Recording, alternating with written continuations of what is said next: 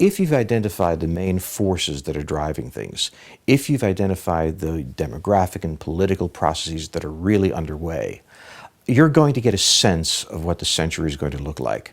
At the beginning of the 20th century, it was all about Germany. And if you understood that, you could really start to get a sense, not of the details, but of the way the century would unfold. Well, the 21st century is about the United States, and if you understand that, you can begin to forecast.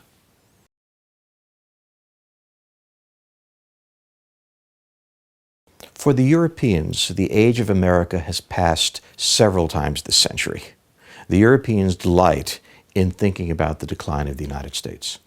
But when you look at the objective factors of American power, such as the American gross domestic product is larger than the next 3 or 4 countries combined, such as the fact that the U.S. Navy controls all of the oceans in the world, you find that the Europeans are focusing on passing bubbles, that the underlying reality is that American power is enormous.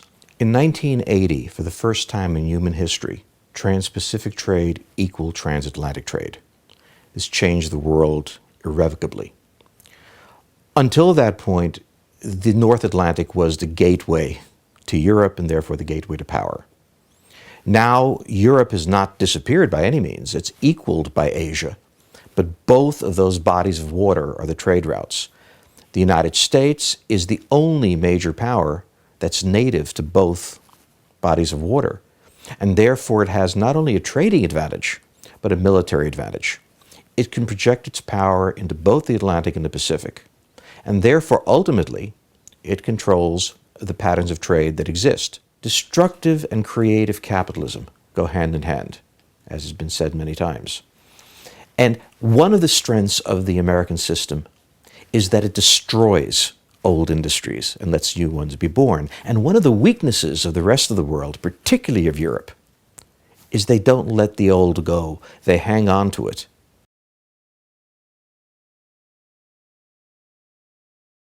At this moment, migration represents a problem for the advanced industrial world.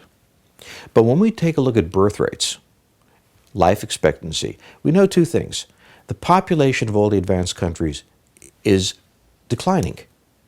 The number of people who are being old relative to young is increasing. In 20 years, we can expect countries that currently bar immigration to be competing for immigrants, going out and paying bonuses to immigrants who are prepared to come there and work. One thing the United States understands intuitively is how to integrate people into society. We've had a vast wave of immigrants over the past 30 years from South Asia and from East Asia. What is absolutely remarkable is the smoothness and ease with which they've integrated into American culture. When we look at this globally, this is going to be a huge problem. The Europeans aren't very good at handling immigrants. The Japanese are awful. The countries that are very good at this are the United States, New Zealand, Canada, Australia. That is the former English colonies. They've really mastered this, and this gives them a tremendous geopolitical advantage.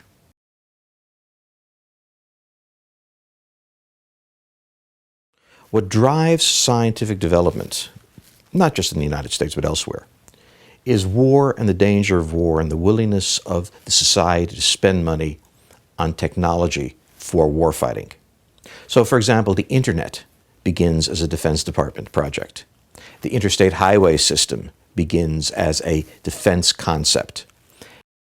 American airlines begin as a military concept.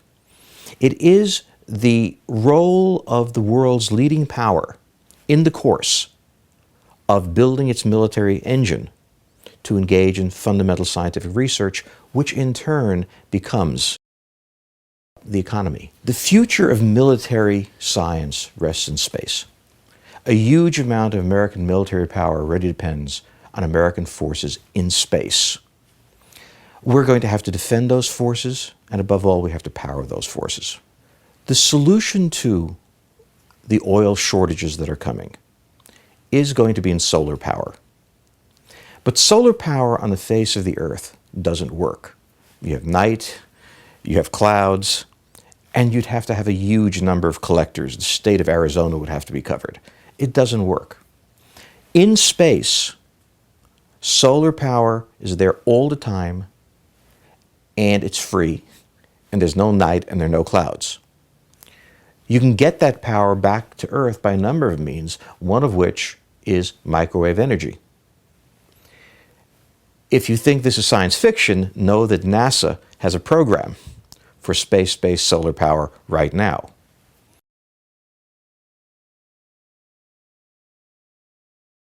China historically cycles between periods of deep fragmentation and foreign involvement in China, and periods where it's isolated from the rest of the world, very centralized and quite poor. The Chinese have severe internal economic problems, the most important of which is that their entire economy depends on exports. The future of China depends on the willingness of Walmart to buy Chinese goods. If the United States catches cold, China catches pneumonia. And this is the problem that the Chinese have. They're not in control of their economy. My expectation is that we are going to see China fragment again. As to becoming a great power, that's almost impossible for China to do. Because even though it has a huge portion of humanity, geographically they're isolated. Between the Himalayas, impassable Siberia, the deserts of the West, and the Pacific Ocean, their ability to project power has never been very great. China's greatest challenge has always been to keep China together.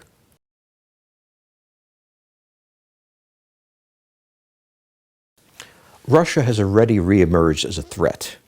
Putin clearly has a strategy that Moscow should be the center of Russia and that Russia should be the center of the former Soviet Union. The moment that happens, Russia becomes a powerful force impinging on Europe. The decision by the West to expand NATO deep into the territories of the former Soviet Union really represents a fundamental existential challenge to Russia.